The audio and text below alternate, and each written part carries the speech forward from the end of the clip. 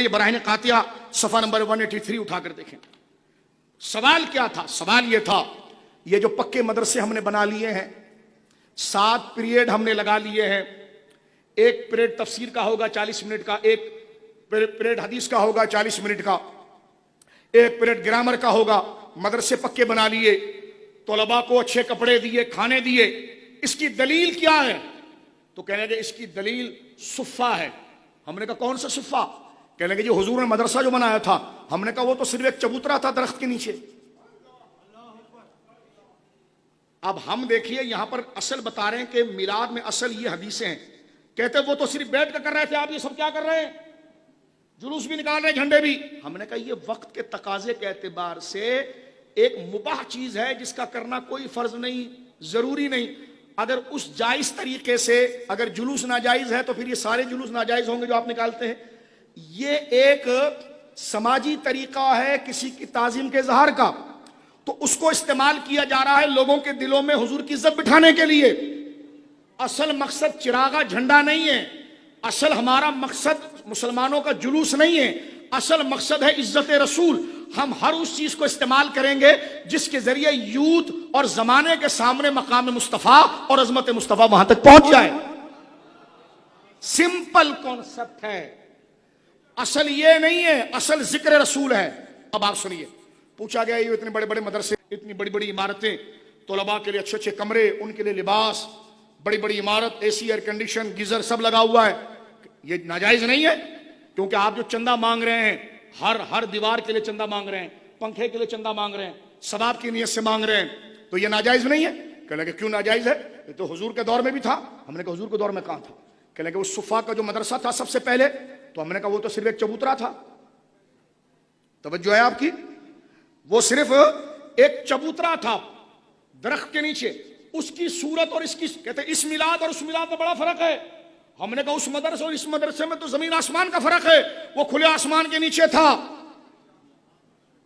نہ کوئی چھت تھی، نہ دیوار تھی، نہ کوئی دروازہ تھا. طالب علموں کے پاس بسترے نہیں تھے، کسی کے پاس تہبند ہے تو قمیض نہیں، چادر ہے تو اوڑے تو جناب آدھا پاؤں کھلا رہ جائے. وہ مدرسہ کیسا، یہ کیسا؟ اس کا نام صفہ. اپنے مدرسوں کو جائز کرانے کے لیے اصول کیا بیان کر رہے ہیں؟ کہتے ہیں نام کا فرق ہے، لہذا اصل تو سنت وہی ہے، ہاں تبدل ہیت مکان کی ہو گئی ہے. ہاں جو صورت تھی ظاہری وہ بدلی ہے نا، کام تو وہی ہے. میں نے کہا کیا؟ کہنے کہ صرف صورت اور سٹائل بدل گیا ہے نا، کہ ہم نے لال کلر کر دیا ہے، عمارت بنا دی ہے، دروازے لگا دیے ہیں، کھڑکیاں لگائی ہے. تو کہتے ہیت بدلی ہے، سٹائل بدلا ہے، کام تو وہی ہے. میں نے کہا آپ کا قاعدہ تھا کہ ہیت جدیدہ کو اختیار کرنا بدعت ہے. یہ تو آپ نے خود ایجاد کیا تھا کہ اگر کوئی ہیت قضائیہ، اس جیسی ہیت اگر رسول اللہ کے دور میں نہ ہوئی ہو، اب وہ ہیت اختیار کی جائے تو وہ بدعت ہے، لہذا میلاد بدعت ہے. اور آپ نے خود یہاں تسلیم کر لیا کہ یہ ہیت اور سٹائل صفا کی رسول اللہ کے دور میں نہیں تھی. آپ کو ماننا پڑا ہیت بدلنے سے چیز حرام نہیں ہوتی اگر اصل مقصد وہی ہو. باشتی زبر اٹھائیے، اس کا 11واں حصہ عید کا بیان نیٹ پر دیکھیے، اس میں موجود ہے. کسی نے سوال کیا حضرت ہمارے وہاں مولوی صاحب عید کی نماز کے بعد دعا کرتے ہیں، تو عید کی نماز کے بعد دعا رسول اللہ سے ثابت ہے، صحابہ سے ثابت ہے، تابعین سے ثابت ہے. تو باشتی زیور بھی دیکھیے، فتاوی دارالعلوم دیوبند بھی دیکھیے، پوری دنیا سن رہی ہے. میں ان کے لکھے کا مفہوم بیان کر رہا ہوں. جواب کیا دے رہے ہیں وہ کہتے ہیں کہ دیکھیں عید کی نماز کے بعد دعا اور عید کے خطبے کے بعد دعا نہ رسول اللہ سے ثابت ہے، نہ صحابہ سے ثابت ہے، نہ تابعین سے ثابت ہے. لیکن دعاؤں کے بعد، نمازوں کے بعد دعا کا ثبوت ہے، تو یہاں پر بھی کر لیا جائے تو مسنون ہے.